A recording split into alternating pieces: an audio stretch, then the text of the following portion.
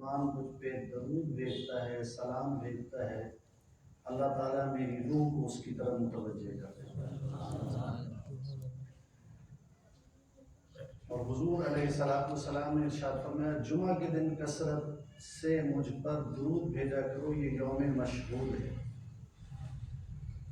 فرشتے حاضر ہوتے ہیں میری بارگاہ میں، فرشتے حاضر ہوتے ہیں تمہارا درود و سلام لے کر میری بارگاہ میں حاضر ہوتے ہیں۔ اونچی آواز سے پڑھیں الصلاۃ والسلام علیک یا سیدی یا رسول اللہ، الصلاۃ والسلام علیک یا سیدی یا حبیب اللہ، الصلاۃ والسلام علیک یا سیدی یا رحمۃ للعالمین وعلى آلك وأصحابك يا خاتم النبيين صلی اللہ تعالی علیہ وآلہ وصحبہ وبارک وسلم۔ سب سے پہلے اللہ تبارک و تعالیٰ کا شکر ادا کرتے ہیں کہ اللہ تبارک و تعالیٰ نے ہمیں اپنے حبیب کریم علیہ الصلوۃ والتسلیم کی امت میں پیدا کیا ہے، اور شکر ادا کرتے ہیں کہ اللہ تبارک و تعالیٰ نے ہمیں آج 12 ربیع الاول کے اس دن میں اپنے گھر میں جمع ہونے کی سعادت عطا فرمائی، اور شکر ادا کرتے ہیں کہ اللہ جل شانہ نے ہمیں اپنی اور اپنے حبیب کریم علیہ الصلوۃ والسلام کی محبت عطا کی ہے، اسی وجہ سے ہم یہاں پر یہ جو ہم نماز کے لیے جمع ہوتے ہیں، صرف نماز کی بات کر رہا ہوں، یہ جو نماز کے لیے جمع ہوتے ہیں یہ اللہ اور اس کے رسول کی محبت کی وجہ سے جمع ہوتے ہیں۔ یہ صرف اطاعت نہیں ہے، یہ صرف عبادت نہیں ہے، یہ محبت ہے اللہ اور اس کے رسول کے ساتھ، جس کی وجہ سے ہم مسجد میں جمع ہوتے ہیں۔ اس طرح میں نہیں جاؤں گا، بات کہیں اور نکل جائے گی، اور بات کرنی ہے مجھے میرے اور آپ کے پیارے آقا تاجدار مدینہ سرور قلب و سینہ احمد مجتبی محمد مصطفیٰ صلی اللہ علیہ وسلم۔ اللہ جل شانہ نے قرآن مجید میں ارشاد فرمایا رحمتی، میری رحمت۔ کس کی رحمت؟ اللہ کی رحمت۔ کس کی رحمت؟ تھوڑا سا میرے ساتھ چلنا پڑے گا آپ کو، 20 منٹ میں آپ کے لوں گا اور 7 بجے میں ختم کروں گا۔ میری رحمت، کس کی رحمت؟ اللہ کی رحمت۔ وسعت کل شیء، فرمایا ہر چیز کے اوپر میری رحمت وسیع۔ شیء وہ مادہ جو وجود رکھتا ہے، شے کسے کہتے ہیں؟ وہ مادہ جو وجود رکھتا ہے۔ میں یہاں بیٹھا ہوں، میرا ایک وجود ہے، آپ بیٹھے ہیں، آپ کا وجود ہے، قالین بچھے ہیں، آپ ان کا وجود ہے، اور یہ پوری مسجد ہے، اس کا ایک وجود ہے۔ پھر اسی طرح سے آسمانوں تک چلے جائیں، زمینوں میں چلے جائیں، یہ سب سارے کا سارا وجود ہے۔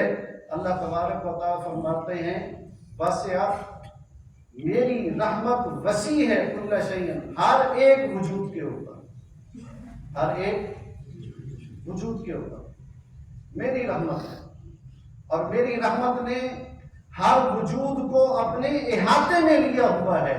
کوئی وجود ایسا نہیں ہے جو میری رحمت کے احاطے سے باہر ہو جائے، اور جو میری رحمت کے احاطے سے باہر ہو جاتا ہے وہ مردود ہو جاتا ہے، اسے ابلیس اور شیطان کہا جاتا ہے۔ خود اللہ نے اس پر لعنت فرمائی، اور لعنت کا مطلب کیا ہوتا ہے؟ کسی کو اپنی رحمت سے دور کر دینا۔ اللہ تبارک و تعالیٰ نے اسے اپنی رحمت سے دور کر دیا، تو اس لیے وہ اللہ کی رحمت سے دور ہو گیا، اس لیے وہ شیطان قرار پایا۔ قرآن مجید میں اللہ نے اس کو ابلیس بھی فرمایا، اللہ نے اس کو شیطان کے لفظ سے بھی بیان کیا۔ ہر وہ شے جو کائنات کے اندر پائی جاتی ہے وہ کیا کہلاتی ہے؟ شے کہلاتی ہے، اس کا ایک وجود ہوتا ہے۔ اب یہ جو کائنات ہے جہاں پر ہم بیٹھے ہوئے ہیں، اس زمین سے لے کر اور آسمان تک، اس کو عالم ناسوت کہا جاتا ہے۔ کیا کہا جاتا ہے؟ عالم नासूत कहा जाता है। आसमानों से लेकर सिदरतुल मुंतहा तक जो कि जिब्रील अमीन अलैहिस्सलाम का मकाम है, इसे आलमे मलकूत कहा जाता है। क्या कहा जाता है? आलमे मलकूत कहा जाता है। वहां फरिश्ते हैं, वहां जन्नतें हैं, वहां हुरे हैं, वहां गिलमान हैं, वहां अल्लाह की बेशुमार नेमतें हैं जिनका इदराक हमें नहीं है। इसे आलमे मलकूत कहा जाता है। फिर ये जो सिदरतुल मुंतहा से ऊपर है वो क्या है? वो अल्लाह तबारक व तआला का अर्श है, वो लौ है, वो कुर्सी है। इसे आलमे जबरूत कहा जाता है। क्या कहा जाता है? आलमे जबरूत कहा जाता है। जहां किसी की रसाई नहीं है वहां मोहम्मद अरबी के कदमैन की रसाई हुई। शब-ए मेराज अल्लाह ने अपने महबूब को वहां पर बुलाया। आलमे नासूत, आलमे मलकूत, आलमे जबरूत। फिर आलमे जबरूत से ऊपर एक और जहान है, जहान ज़र्फ है, जहान मकान है, जिसे ला मकान कहा जाता है। अल्लाह तबारक व तआला की जात है, अपनी सिफात के साथ मौजूद है।